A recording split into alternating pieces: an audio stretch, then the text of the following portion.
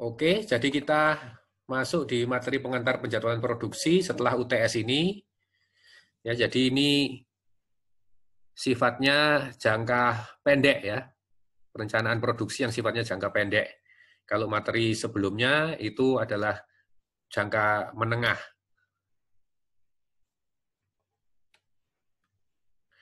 Nah, ini tujuan pembelajaran, nanti Anda bisa baca ulang ya di akhir pertemuan.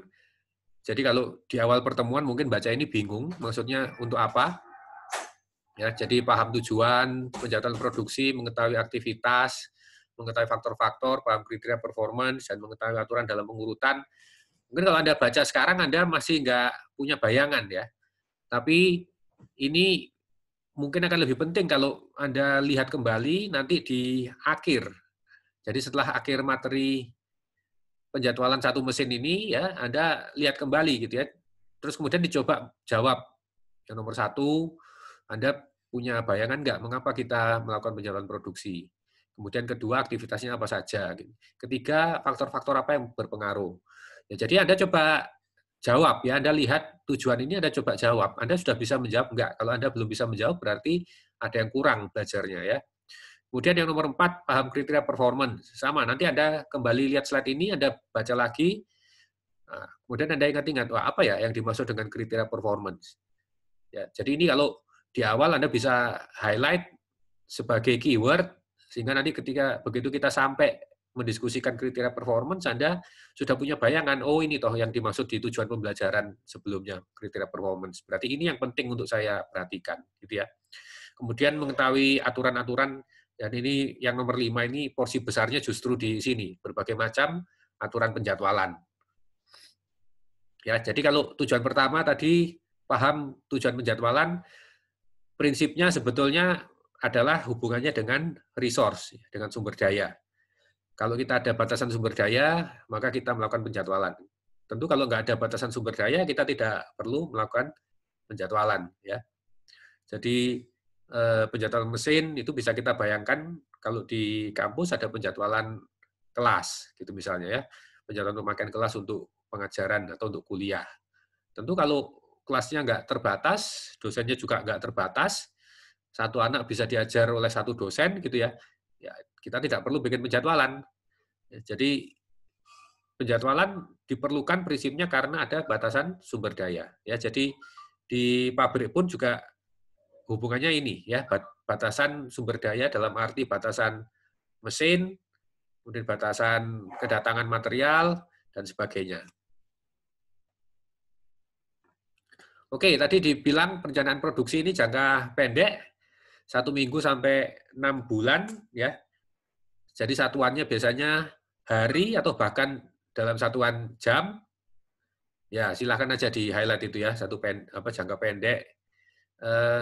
Kalau yang Anda pelajari sebelum UTS kemarin itu satuannya yang paling kecil biasanya minggu ya, atau bahkan bisa bulan, sampai sekitar 2 tahun. Aggregate planning itu sekitar 2 tahun. Ini periode harian atau mingguan bisa juga sebetulnya dalam waktu jam atau bahkan menit. Decision yang dilakukan atau diambil itu keputusan-keputusan kita akan memberi tugas pada mesin apa, ya, kapan mulai, kapan selesai.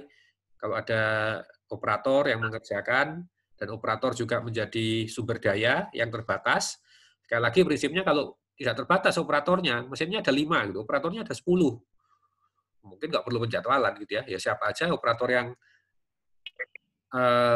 ada di tempat bisa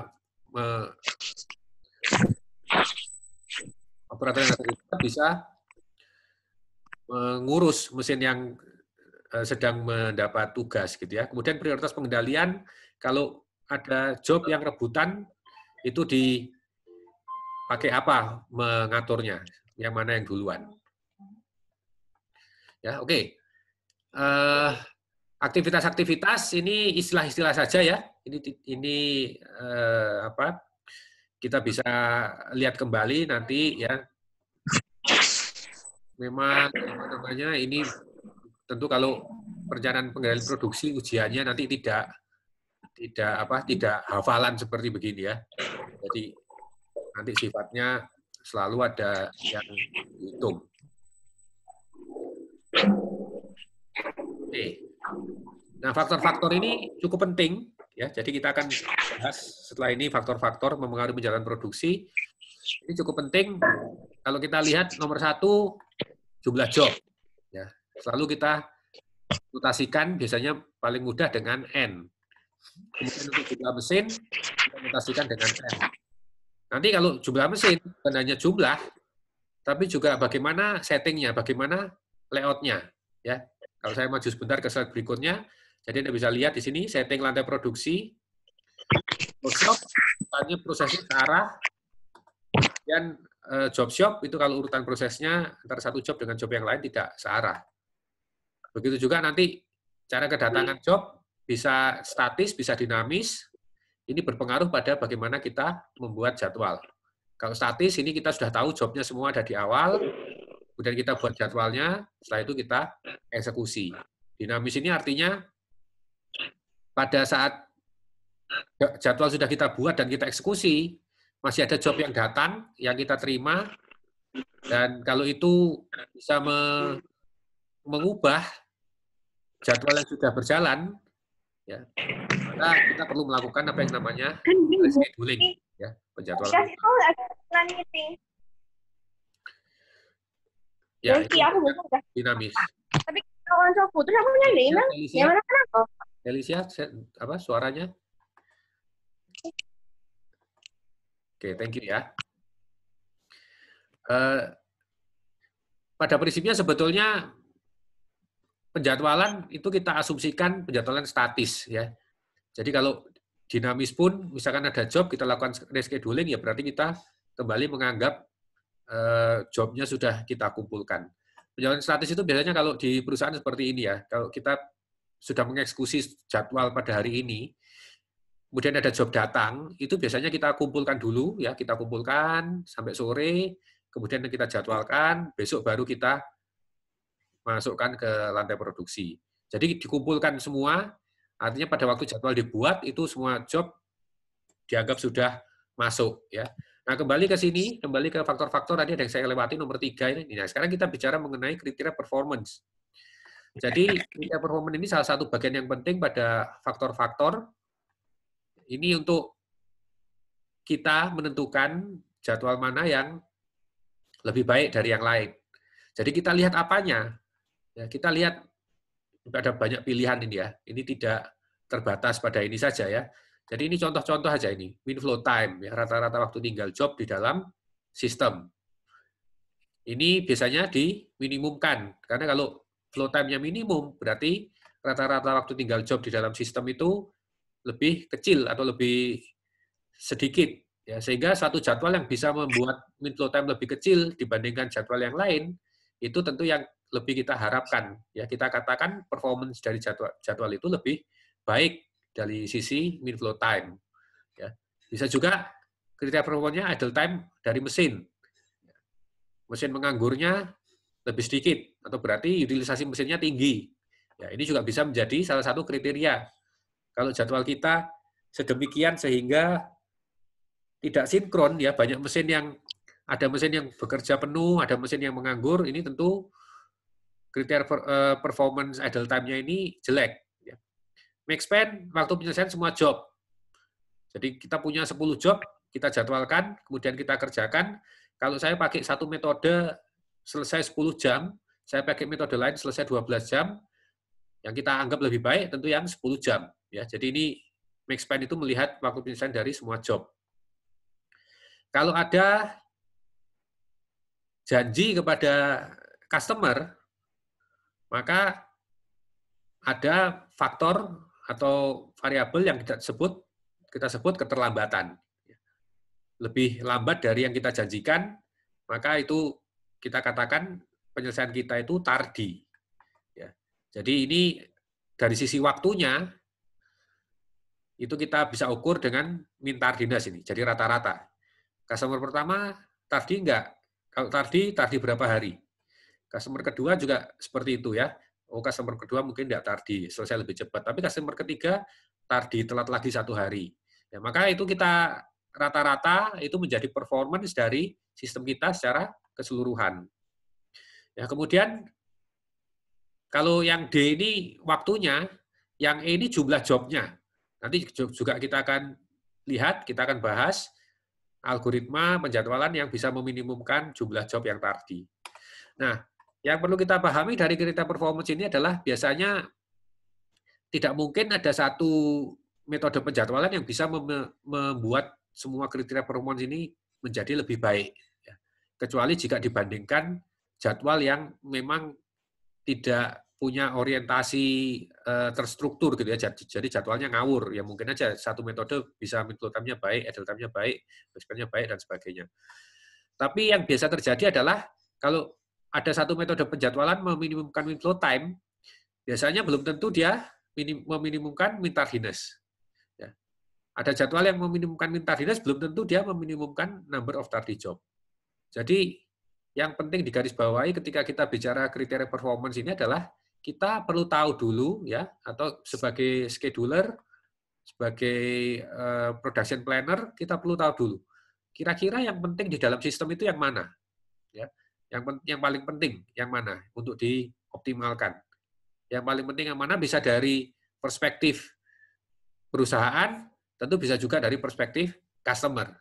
Ya, jadi nanti kita akan lihat perbandingan dari metode-metode ini di mana tidak semua algoritma penjadwalan bisa meminimumkan semua metode. Makanya kita perlu bahas cukup banyak algoritma atau metode penjadwalan karena masing-masing punya tujuan yang berbeda. Ya, oke. Nah, ini ada 4 slide 1 sampai 4 mengenai terminologi. Dan ini notasi-notasi sebetulnya ya. Jadi notasi-notasi ini akan kita gunakan di dalam perhitungan-perhitungan. Ya, processing time. Jadi lamanya waktu pemrosesan dari suatu job.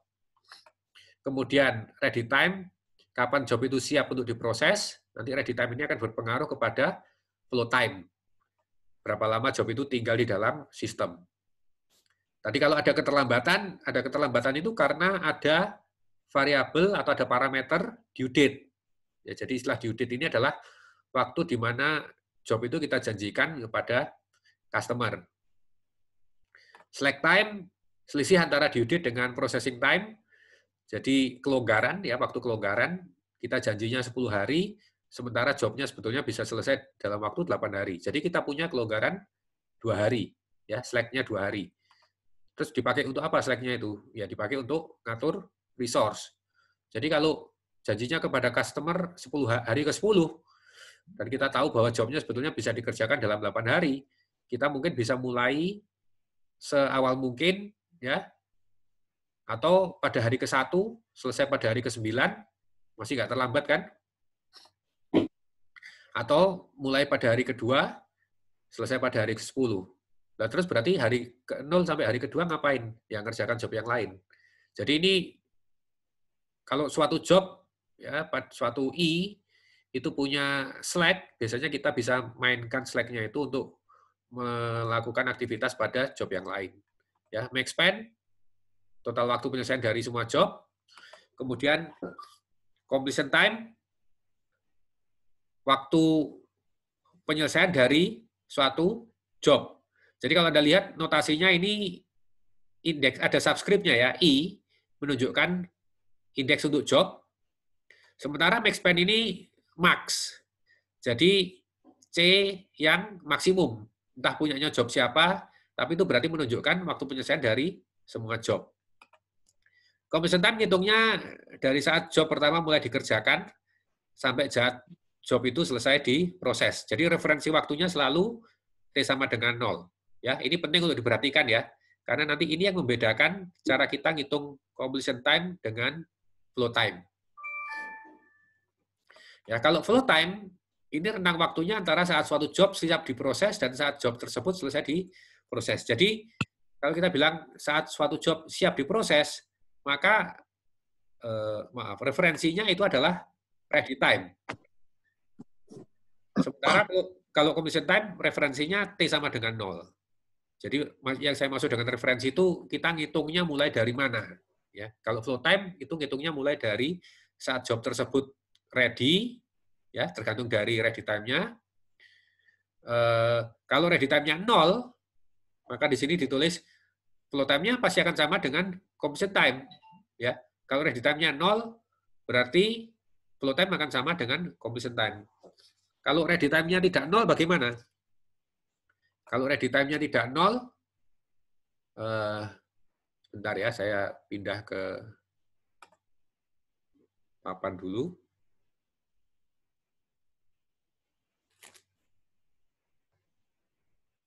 Jadi kalau ready time-nya tidak sama dengan 0, pada prinsipnya sebetulnya kita katakan bahwa flow time itu adalah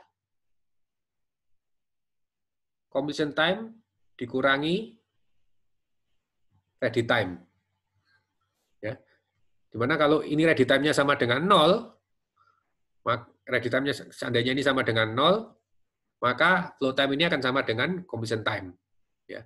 Prinsipnya seperti itu. Oke ya, sebentar, kembali ke sini ya, lateness. Tadi sampai mana tadi? Yang putih tadi masih di sini ya. Jadi flow time, kemudian mean flow time, setelah itu lateness. Ya. Jadi lateness ini tergantung, kalau C-nya lebih besar dari D, maka berarti ini terlambat.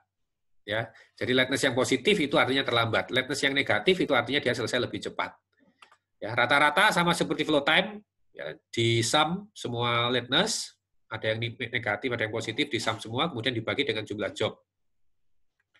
Ya, kemudian ada kriteria performance juga yang disebut maksimum lateness. Jadi tinggal kita cari nilai yang maksimum dari semua nilai L. Ya, ini notasi for I elemen dari N. Nah, yang agak unik di sini adalah tardiness. Jadi ini suatu kriteria performance yang membedakan antara lateness, maksudnya gini. Jadi kalau lateness itu negatif, maka nilai tardiness-nya itu sama dengan 0. Kalau lateness itu positif, maka nilai tardiness-nya sama dengan nilai lateness-nya. Jadi artinya kalau lateness tadi bisa negatif, bisa positif, tardiness ini tidak bisa negatif. Jika kita hitung lateness-nya negatif, maka nilai tardiness-nya kita anggap sama dengan 0. Jadi ini kita ambil yang mana maksimum antara 0 atau L. Ya, kalau negatif berarti 0-nya yang lebih besar daripada nilai L-nya, maka T-nya sama dengan 0. Kalau L-nya positif, 0-nya kalah dari L, maka L-nya kita ambil. Ya. Kenapa kok kita mengenalkan kriteria performance tardiness? Ya, seringkali di dalam suatu sistem penjadwalan, lateness yang negatif itu tidak dianggap sebagai satu prestasi. Jadi selesai lebih cepat itu tidak dianggap sebagai satu prestasi. Ya tentu tidak semua sistem seperti itu ya, tapi kadang-kadang ada sistem seperti itu. Jadi kita bisa bayangkan kalau kita pesan barang ke supplier, supplier bilang 5 hari lagi datang, gitu ya. Mungkin hari ke-3 sudah selesai, suppliernya telepon, ini barangnya ada ini, gimana dikirim sekarang atau enggak? Kalau kita bisa menerima dan kita merasa itu adalah kinerja positif dari supplier, maka kita lebih tepat pakai ukuran lateness. Jadi yang negatif tadi kita perhatikan.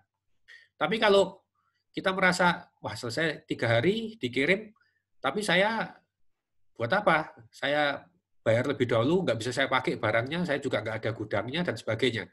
Ya jadi itu tidak kita anggap sebagai prestasi, maka kita berarti melihat tardiness ini lebih cocok merepresentasikan keterlambatan di dalam sistem.